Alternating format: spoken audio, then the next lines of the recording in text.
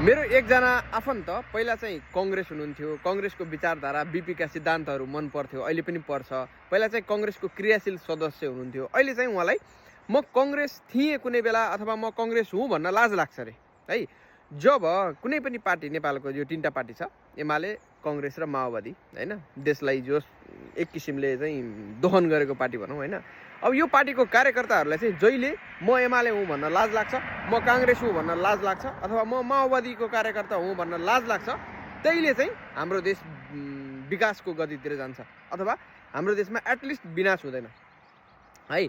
किनकि यो पार्टीहरूले पार्टीको नाममा, गणतन्त्रको नाममा, दुनियाँ चिजमा चाहिँ हामीलाई झुक्काएर ललाइ फलाइ गरेर हामीलाई विभिन्न चुनावमा आश देखाउँदै हामीलाई चाहिँ जोस एक किसिमको खाडलमै हाले जस्तो छ हैन। त्यही भएर चाहिँ